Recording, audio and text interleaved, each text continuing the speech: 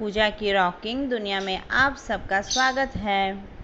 Hello friends, अभी corona का time चल रहा है। इस वजह से ज़्यादातर लोगों का बिजनेस ठप हो चुका है। नौकरी हो, बिजनेस हो, सब में मंदी आ चुकी है।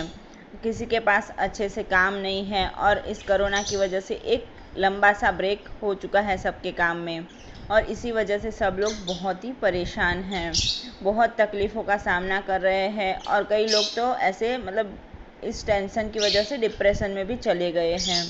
तो ये स्टोरी उन लोगों के लिए। तो आज मैं आप लोगों को इस बारे में एक मोटिवेशनल स्टोरी सुनाती हूँ। तो क्या था ना, एक गांव था, वहाँ पे ढेर सारे किसान रहते थे। तो वो लोग कि खेती वगैरह करके उससे जो पैसे आए उससे अपना गुजरान चलाते थे।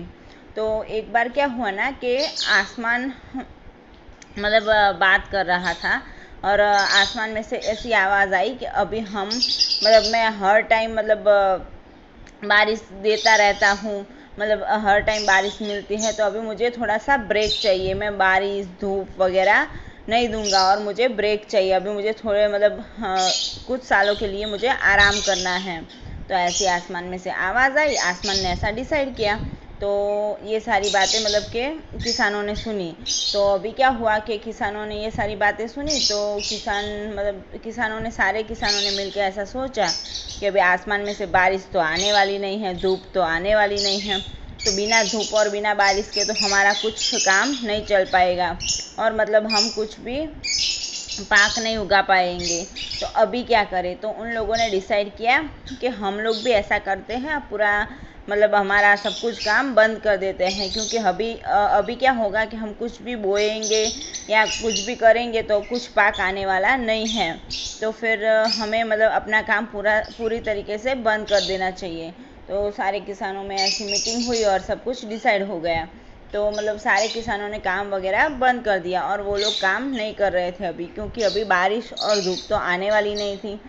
तो फिर क्या था, पर उनमें से एक किसान जो था उसने सोचा कि नहीं, मुझे जाना है खेतर में, और वहाँ जाके अपने हर रोज़ की प्रोसेस करनी है, खुदाई बुनाई सब कुछ मुझे वहाँ जाके करना है।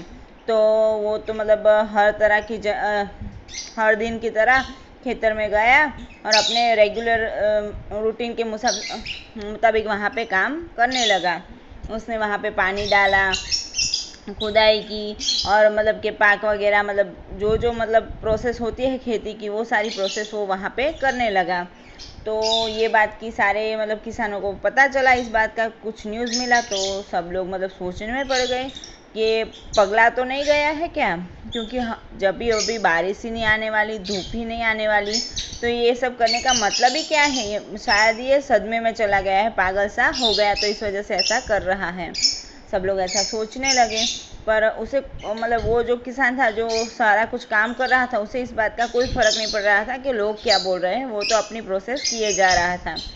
तो ये बात का आसमान को पता चला, और आसमान ने सोचा ये क्या कर रहा है, कि पागल है कि उसने आसमान में से आवाज़ आई कि तुम पागल हो गए हो क्या? मैं बारिश नहीं देने वाला, धूप नहीं देने वाला, तो तुम काम क्यों कर रहे हो?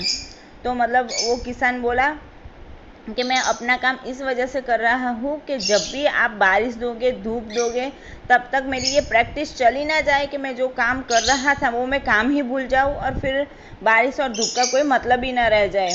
तो फिर आसमान ने सोचा बात तो सही है। फिर आसमान ने सोचा कि मैं भी बारिश और धूप देना भूल जाऊँगा तो फिर क्या होगा, मुझे भी बारिश और धूप देनी चाहिए। तो फिर आसमान ने वो उसकी बात से कन्वे हो गया, और उसने भी बारिश और धूप उसी टाइम दे दी। तो फिर धूप आने लगी, बारिश आने लगी। तो वो जो किसान था उसकी तो पूरी तैयारी हो चुकी थी, तो उसका तो अच्छे से पाक वगैरह सब कुछ आने लगा। और ये सब कुछ देख के सारे किसान सोच में पड़ गए, क्योंकि वो लोग तो ऐसे जाके बैठ गए थे सिचुएशन देख के कि अभी कुछ काम वगैरह आ नहीं रहा है, कुछ होने वाला नहीं है, तो आराम कर रहे थे, और अपनी सारी रूटीन थी और जो काम वगैरह था वो सब कुछ उन्होंने छोड़ दिया था।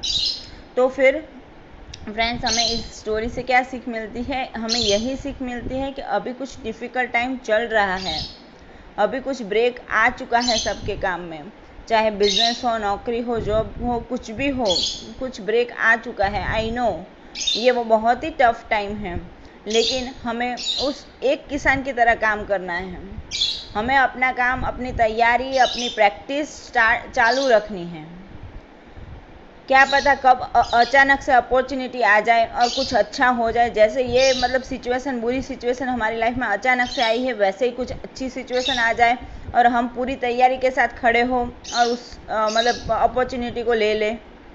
अगर हम कुछ तैयारी के साथ खड़े ही नहीं होंगे, हम बस ऐसे ही सोते रहेंगे और कुछ मतलब टेंशन में, फ्रस्ट्रेशन में ही रहेंगे, तो हमें जब अपॉर्चुनिटी मिलेगी तो हम कैसे ले पाएंगे।